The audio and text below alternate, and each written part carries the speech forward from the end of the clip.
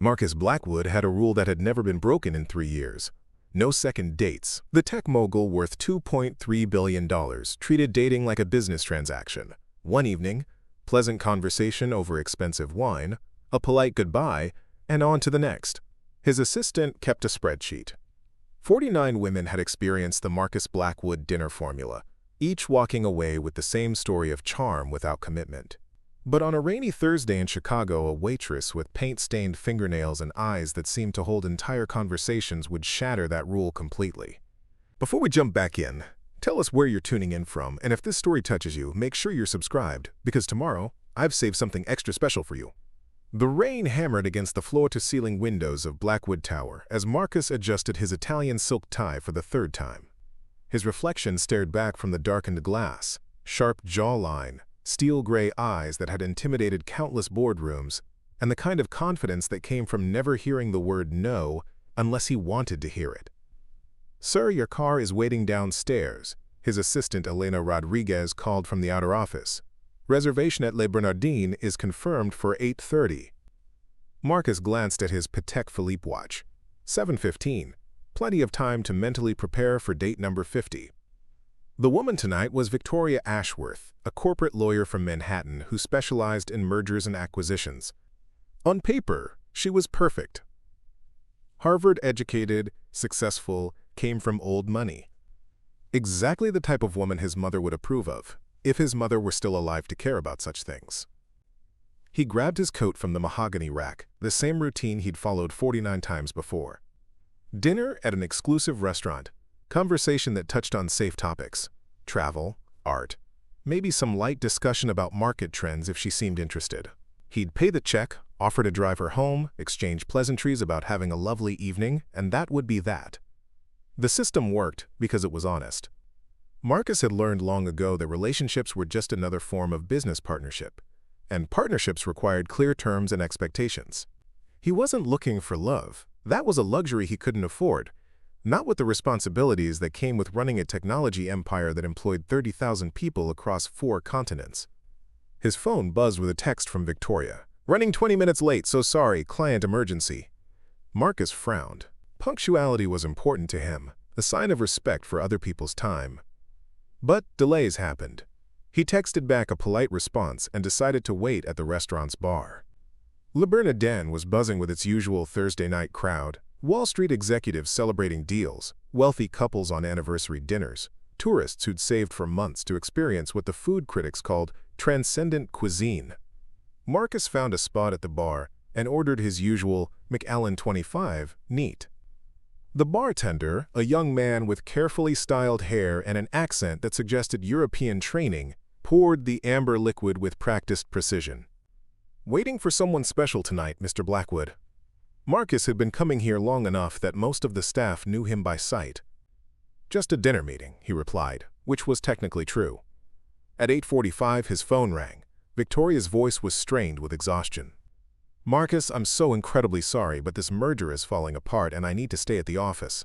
Can we possibly reschedule?" "Of course," Marcus said smoothly, though internally he was calculating whether this counted as date 50 or if he'd need to start the count over. These things happen. After hanging up, he considered his options. He could go home, review quarterly reports, maybe catch up on the technology journals that had been piling up on his desk. But something about the evening felt unfinished, like an equation with missing variables. "Another disappointment?" the bartender asked, refilling his glass without being asked. "Change of plans," Marcus corrected. He didn't like the word disappointment. It implied expectations, and expectations led to vulnerabilities. "Well, if you're looking for dinner recommendations that aren't quite so," the bartender gestured around the opulent dining room, "formal, there's a little place about 6 blocks from here, Giuseppe's. Family-owned, been there since the 70s. The kind of spot where the owner's daughter waits tables and the pasta sauce recipe is older than most of the customers." Marcus raised an eyebrow. In 3 years of systematic dating, he'd never deviated from high-end establishments. His dinner companions expected luxury, and luxury was something he could provide without effort. "I'm not really the neighborhood Italian restaurant type." "Sometimes the best discoveries happen when we're not really the type for something," the bartender said with a knowing smile. 20 minutes later, Marcus found himself standing outside Giuseppe's, questioning his decision-making process. The restaurant looked nothing like his usual venues. Red checkered tablecloths, visible through steamed windows, the sound of actual conversation instead of hushed business deals, and a handwritten menu taped to the door that featured prices he hadn't seen since college. A small bell chimed as he pushed open the door, and immediately he was hit with the aroma of garlic, basil, and something else. The smell of a kitchen where food was prepared with attention rather than precision. The dining room was cramped but warm, filled with mismatched chairs and tables that looked like they'd been collected from garage sales over several decades. "Just yourself tonight, hon." Marcus turned toward the voice and found himself looking at a woman about his age, maybe slightly younger, with dark brown hair pulled back in a messy bun and wearing a black apron over jeans and a paint-splattered sweater. Her name tag read Sophia in cheerful red letters. "Yes, just me," he said, suddenly aware that his $1,000 suit made him look like he'd wandered into the wrong zip code. "Perfect. I've got a nice table by the window. You can watch the city pretend it's not raining." She led him to a small table that wobbled slightly when he rested his arms on it. The chair creaked as he sat down, and he noticed that his view included a dumpster and a fire escape, hardly the scenic cityscape he was accustomed to. "Can I start you off with something to drink? We've got wine, beer, sodas, or Giuseppe makes a coffee that could wake up a hibernating bear." Marcus found himself smiling, which was unusual. His dinner conversations typically began with wine selections and discussions of vintage years. "What would you recommend?" "Depends on what kind of night you're having. Celebrating something? Drowning your sorrows? Just hungry and tired?" The question was so direct, so unexpectedly personal, that Marcus paused. When was the last time someone had asked him what kind of night he was having? "I suppose I'm not entirely sure what kind of night I'm having." Sophia nodded as if this made perfect sense. "Those are the best kind of nights for Giuseppe's house red. It's not fancy, but it's honest, kind of like the rest of this place." "Honest wine," Marcus repeated. "I'll try that." As she walked away to get his drink, Marcus noticed the way she moved through the restaurant, not with the practiced efficiency of trained waitstaff, but with the casual familiarity of someone who belonged here. She stopped to chat with an elderly couple about their grandson's baseball game, helped a young mother cut her toddler's spaghetti into smaller pieces, and somehow managed to keep track of 6 different tables without writing anything down. When she returned with his wine, served in a glass that definitely wasn't crystal but somehow felt right in his hand, she set down a small plate of bread with olive oil and balsamic vinegar. "Giuseppe's compliments," she said. "He saw you come in and said anyone wearing a suit that expensive on a Thursday night either just closed a big deal or just had their heart broken, and either way, they deserve good bread." Marcus took a sip of the wine. It was rich and full-bodied, with none of the pretension of the bottles he usually ordered. "What do you think, big deal or broken heart?" Sophia tilted her head, studying him with a directness that was both unsettling and refreshing. "Neither. I think you're someone who's very good at being exactly what people expect you to be, and tonight, you're not entirely sure what anyone expects." The observation was so accurate it felt like she'd been reading his private thoughts. "That's quite an analysis based on wine selection. I've been waiting tables for 8 years. You learn to read people, especially the ones who look like they're not used to places like this." She pulled out a small notepad. "So what sounds good?" "Giuseppe's special tonight is osso buco, but I have to warn you. He makes it the way his grandmother did in Naples, which means it's going to be the best thing you've ever eaten, but you'll also need to loosen your belt." Marcus realized he hadn't looked at the menu yet. In his usual restaurants, he often decided what to order before arriving, based on previous visits or recommendations from colleagues. Here, surrounded by the comfortable chaos of a family restaurant, he felt oddly unprepared. "What do you recommend?" "For someone having an uncertain kind of night? The lasagna. Giuseppe's daughter makes it fresh every morning, and it's the kind of comfort food that helps you figure out what you actually want, instead of what you think you should want." "Lasagna it is," Marcus said, closing the menu he'd never opened. As Sophia walked away to place his order, Marcus found himself doing something he rarely did during his dinner appointments, actually observing his surroundings instead of mentally rehearsing conversation topics. The restaurant was full of details that spoke to decades of family ownership. Photographs of Italy, mixed with pictures of local Little League teams, wine bottles that had been turned into candle holders, and a corner table where an old man sat alone, working on a crossword puzzle while Giuseppe himself occasionally emerged from the kitchen to argue with him about seven-letter words. This wasn't the controlled environment Marcus was used to, where every element had been carefully designed to create a specific atmosphere. This was something else entirely, a place that had grown organically, shaped by the people who'd spent time here rather than by interior designers and market research. The lasagna arrived 15 minutes later, and Marcus understood immediately why Sophia had recommended it. The pasta was perfectly layered, the cheese melted to golden perfection, and the meat sauce carried flavors that seemed to have been developing for hours. It was nothing like the molecular gastronomy he'd grown accustomed to. No artistic plating or exotic ingredients, just food that tasted like someone's grandmother had poured love into every layer. "Giuseppe wants to know if it meets your approval," Sophia said, appearing beside his table with a fresh glass of wine. "He's been watching you from the kitchen window, trying to figure out if you're a food critic or just someone who wandered in from the financial district." Preparing and narrating this story took us a lot of time, so if you are enjoying it, subscribe to our channel. It means a lot to us. Now back to the story. Marcus swallowed his bite and nodded. "Tell Giuseppe this is extraordinary. I haven't had anything like this since." He paused, searching his memory. "Actually, I'm not sure I've ever had anything quite like this." "That's what happens when you cook with actual ingredients instead of liquid nitrogen and foam," Sophia said, sliding into the chair across from him without invitation. "Mind if I sit for a minute? Giuseppe's giving me the evil eye because I've been on my feet for 9 hours straight, and he thinks I'm going to collapse into someone's minestrone." Marcus gestured to the chair, surprised by how natural her presence felt.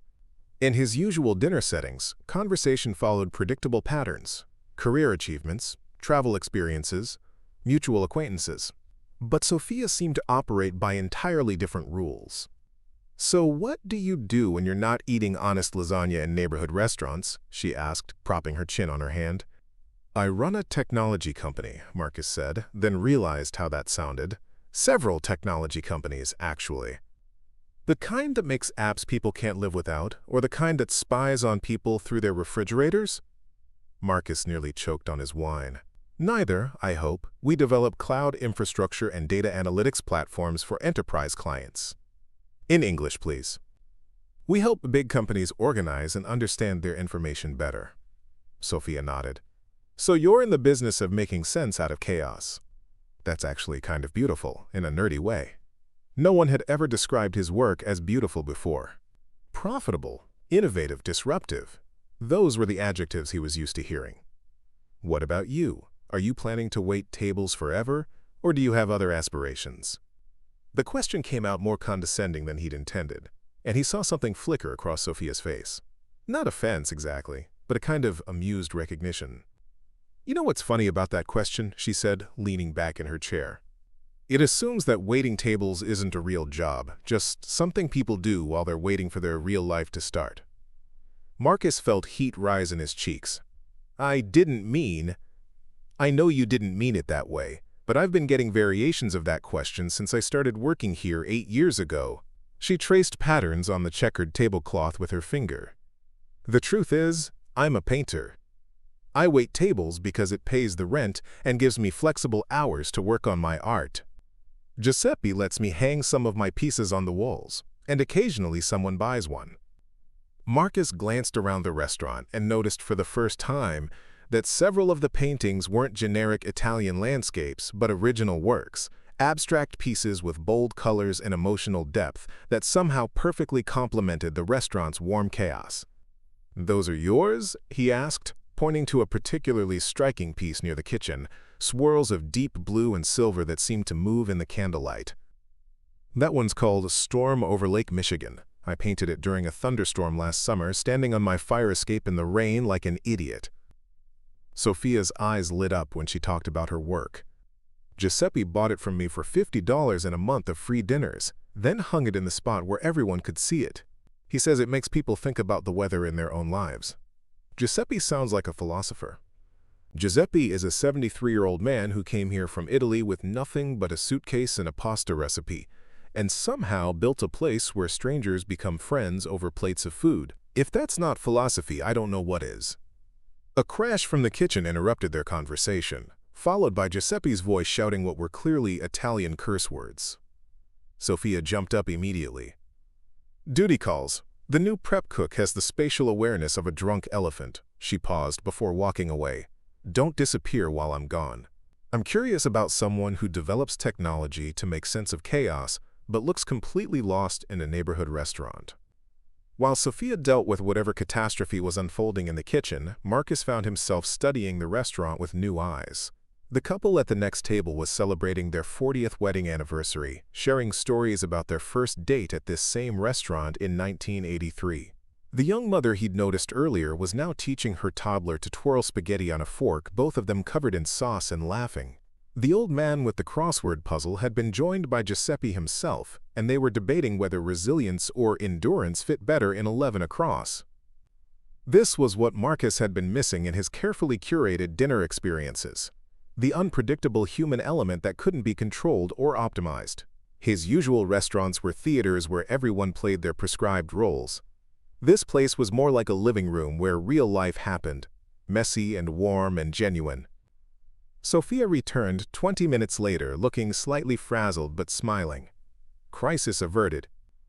Turns out the new guy thought dice the onions meant blend them into a smoothie. Giuseppe is now giving him a very passionate lecture about the difference between chopping and liquefying. "How long have you been working here?" Marcus asked as she sat back down. "Since I was 22. I moved to Chicago from a small town in Ohio with big dreams and an art degree that qualified me for exactly nothing that paid rent."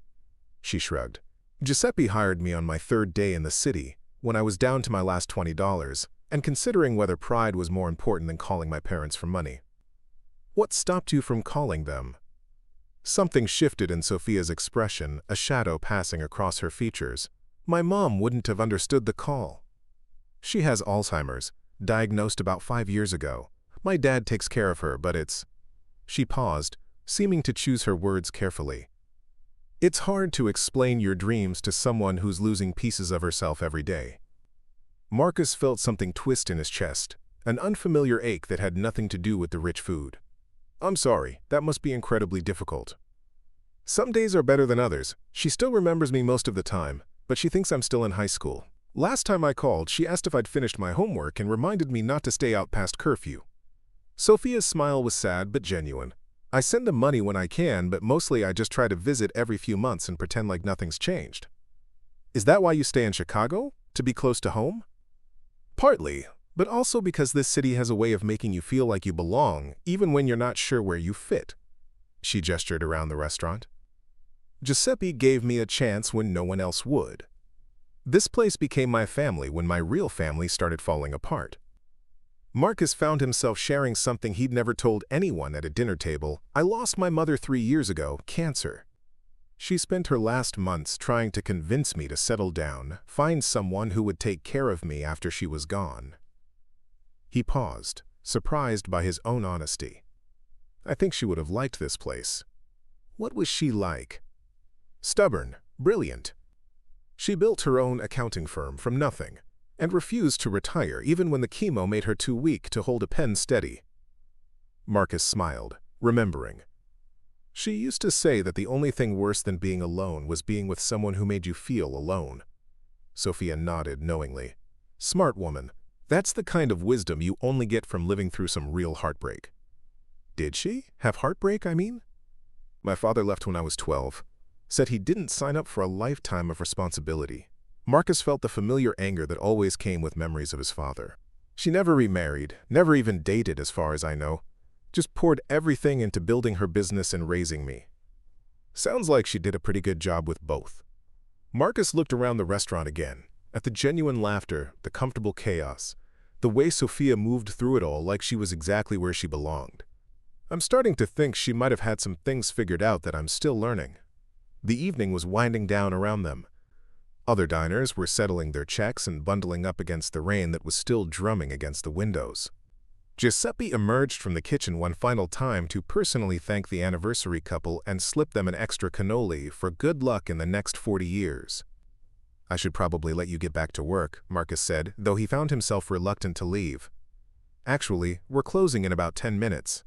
Giuseppe always stays late on Thursdays to prepare for the weekend rush. but he sends the waitstaff home early. Sophia hesitated, then seemed to make a decision. Would you like to see something? Sophia led him through the restaurant's back door into an alley that smelled of rain and distant pizza ovens. Marcus expected her to show him to her car, or perhaps point out some interesting architecture, but instead she stopped at a metal fire escape ladder attached to the brick building next door. "This is where I live," she said, pointing up to a third-floor window with warm light spilling out. "But that's not what I want to show you." She began climbing the fire escape with the confidence of someone who'd done this countless times. Marcus hesitated. His Italian leather shoes weren't designed for wet metal rungs, and scaling fire escapes wasn't typically part of his evening routine. But something about the way Sophia moved, purposeful and unafraid, made him follow. By the second floor, his expensive suit was damp from the mist, and by the third floor, he was questioning his decision-making process for the second time that evening. Sophia was already on the roof, extending her hand to help him up the final few rungs. "Trust me," she said. "It's worth the climb."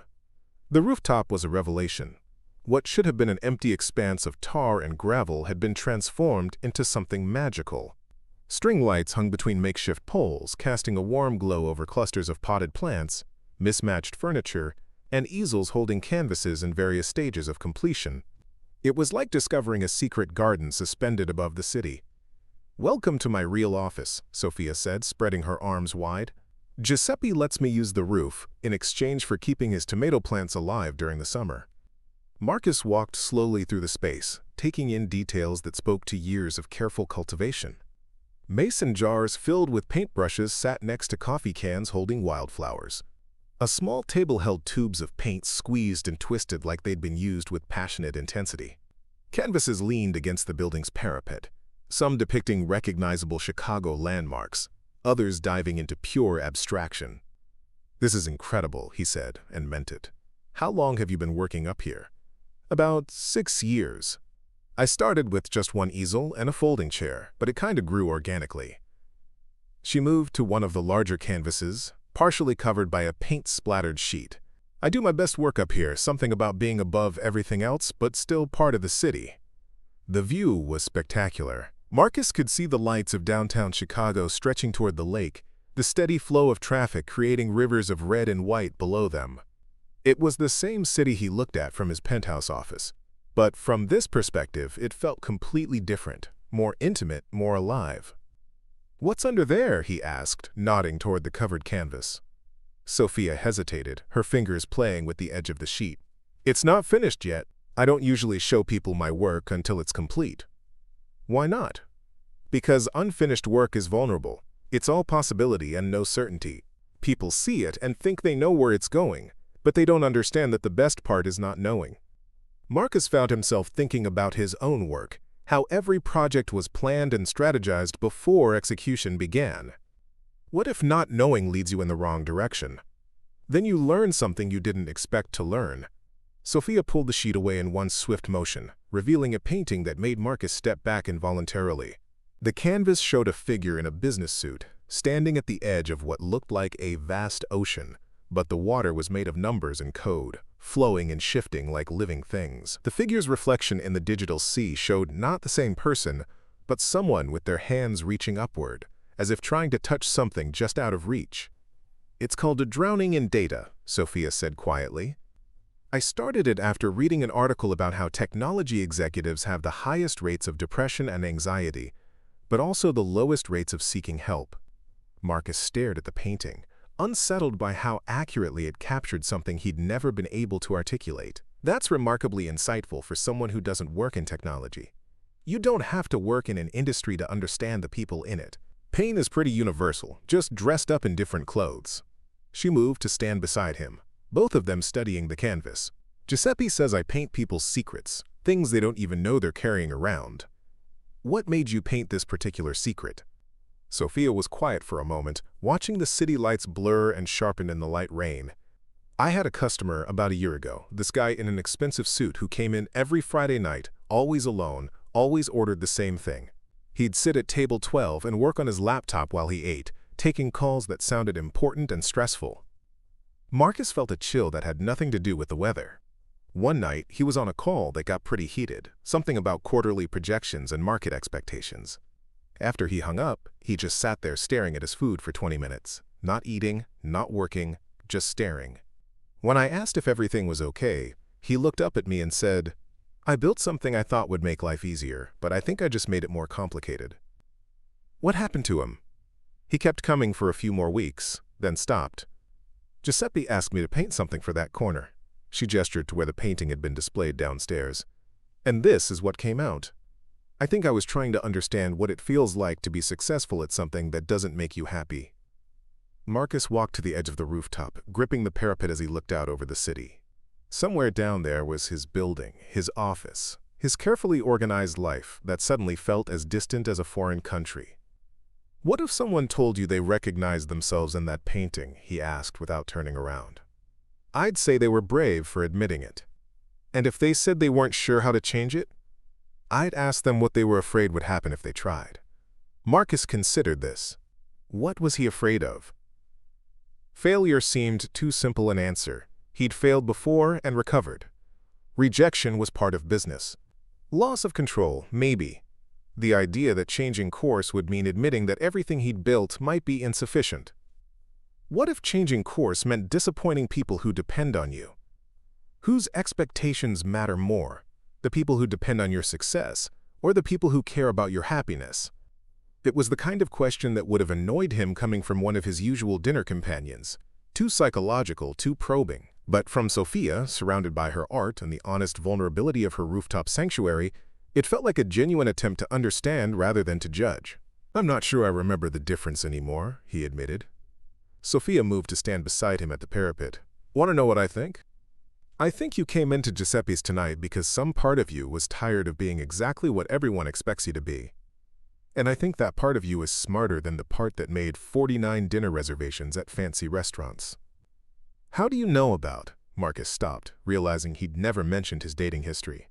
Giuseppe's nephew works as a valet at Le Bernardin. Word gets around about the guy who always eats alone but never goes home alone, and never brings the same woman twice. Sophia's tone was matter-of-fact, without judgment. The service industry is basically one big gossip network. Marcus felt exposed in a way that was both uncomfortable and oddly liberating.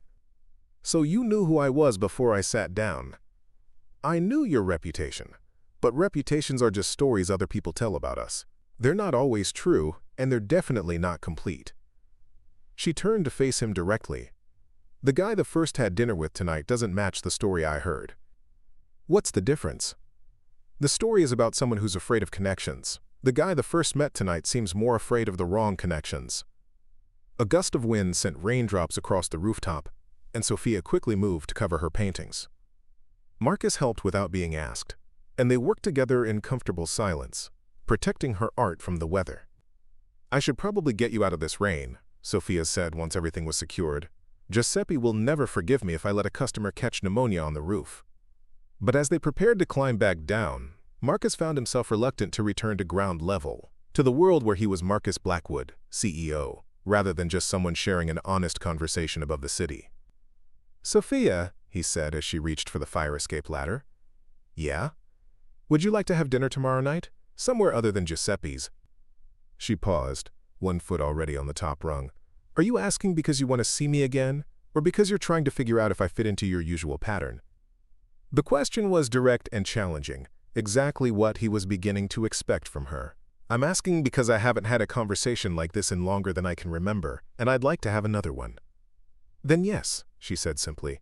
"But I picked the place. And no fancy restaurants. I want to show you something else."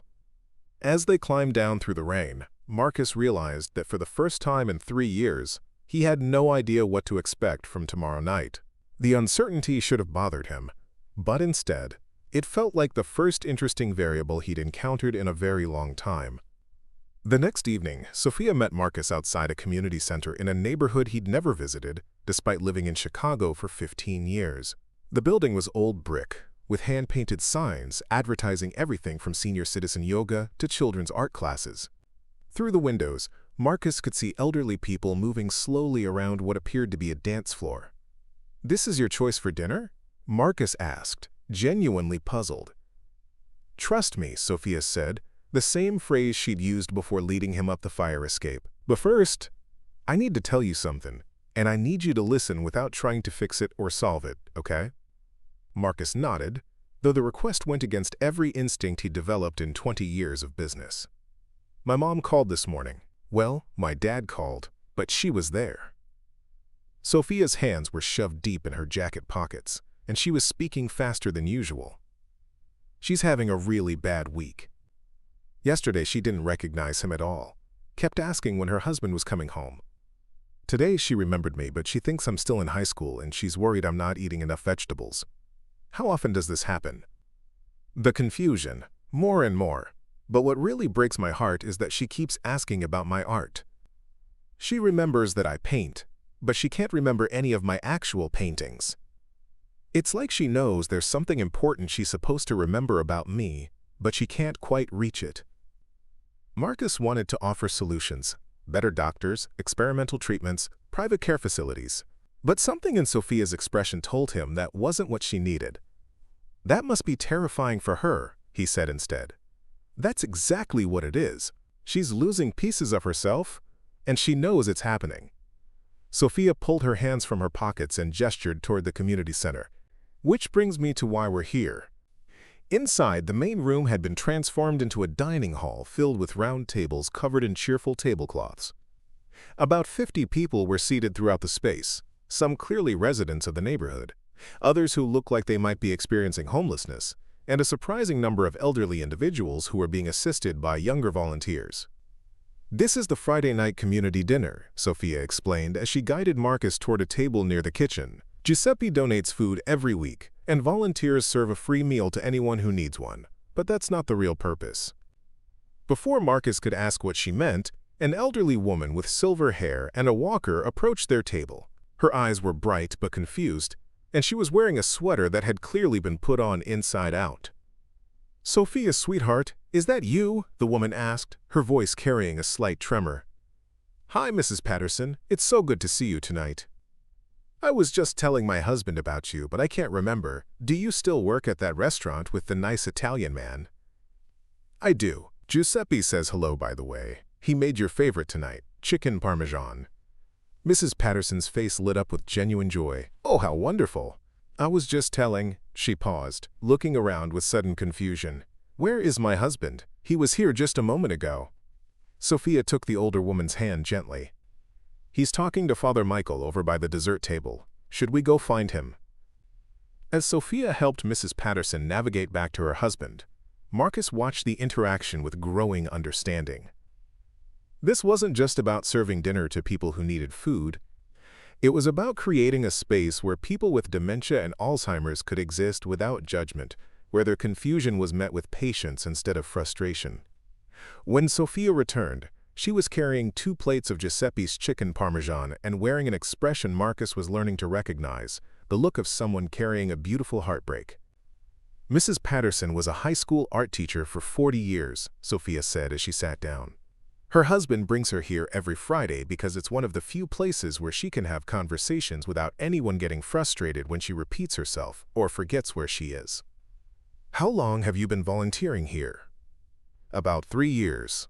I started coming after my mom's diagnosis, trying to understand what her world might be like." Sophia cut her chicken into small pieces, the same way Marcus had seen her help the mother with her toddler the night before. At first it was devastating, watching people lose themselves piece by piece, seeing their families struggle with grief for someone who's still alive. What changed? I realized I was looking at it all wrong. These people aren't disappearing. They're just experiencing time differently. Mrs. Patterson taught art for 4 decades, and even though she can't remember what she had for breakfast, she can still tell you exactly how to mix colors to capture the way light looks on water. As if summoned by their conversation, Mrs. Patterson appeared at their table again, this time accompanied by her husband, a patient-looking man in his 70s. "Sophia, dear, Robert was just asking about your paintings. You're still painting, aren't you?" "I am Mrs. Patterson. Would you like to see some pictures?"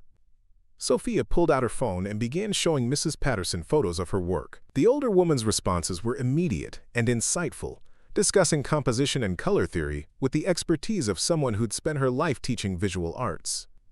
"This one reminds me of Rothko's color field work, but with more emotional movement," Mrs. Patterson said, studying the photo of storm over Lake Michigan. "You're using the paint to capture feeling, not just image. That's very sophisticated." For 10 minutes, Mrs. Patterson was completely present, engaged in detailed discussion about artistic technique and creative process. Then, gradually, the confusion returned, and she began asking the same question she'd asked when she first approached their table. Her husband took her arm gently. "Come on, love, let's go see what they have for dessert."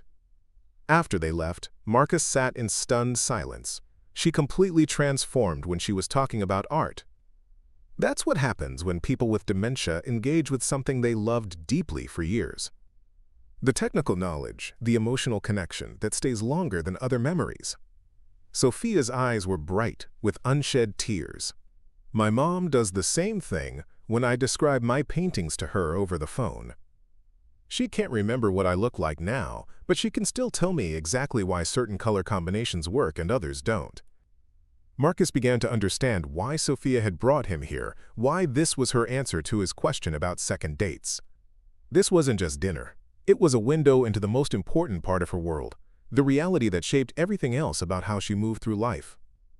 "This is why you stay in Chicago," he said, "not just to be close to home, but because you understand something about time and memory that most people don't. I stay because I learned that love isn't about holding on to someone the way they used to be. It's about meeting them where they are, even when where they are keeps changing." Over the next hour, Marcus watched Sophia move through the room like she belonged there, helping serve dessert, listening to repeated stories with fresh interest each time, and facilitating conversations between people who might otherwise feel isolated by their conditions. He found himself thinking about his own relationship with time and memory. His life was built around accumulating experiences and achievements, building towards some imagined future, where all the pieces would finally add up to satisfaction. But watching Sophia with Mrs. Patterson and the other volunteers, he saw a different approach to existence, one focused on the quality of individual moments rather than their accumulation. "I need to ask you something," Marcus said when Sophia returned to their table for the final time. "Shoot. Why did you agree to have dinner with me again? You could have anyone, someone without the complications of running companies, someone who wouldn't have to learn how to be present instead of productive." Sophia considered this seriously, watching as the evening wound down around them and volunteers began clearing tables. "Remember what I said about unfinished paintings? How are they all possibilities and no certainty?" Marcus nodded. "That's what I saw when you climbed up to my roof last night. Someone who spent so much time perfecting the finished product that he forgot how interesting the process could be." She reached across the table and touched his hand. "Besides, I have a thing for people who are brave enough to be uncertain." As they walked out of the community center together, Marcus realized that something fundamental had shifted in how he saw his own life. For 3 years, he'd approached dating like a business problem to be solved efficiently. But efficiency wasn't the point of human connection. Vulnerability was. "Sophia," he said as they reached the street. "Yeah? I'd like to take you to dinner tomorrow night, somewhere you've never been." "Another neighborhood restaurant?" "Actually, I was thinking we could cook dinner at my place. I have a kitchen I've never actually used, and I thought maybe you could teach me something about creating instead of just consuming." Sophia's smile was radiant. Now that sounds like a real second date. As Marcus watched her walk toward the bus stop, her figure growing smaller under the streetlights, he felt something he hadn't experienced in years. Anticipation mixed with uncertainty, the thrilling vertigo of not knowing exactly what came next. Oh. He pulled out his phone and scrolled to Elena's contact information, then typed a message. "Cancel all my dinner reservations for the next month. I'm going to be busy learning how to cook." For the first time since his mother's death, Marcus Blackwood was more interested in the questions than the answers. And it turned out that was exactly the kind of uncertainty that felt like coming alive. Up next, you've got 2 more standout stories right on your screen. If this one hits the mark, you won't want to pass these up. Just click and check them out. And don't forget to subscribe and turn on the notification bell so you don't miss any upload from us.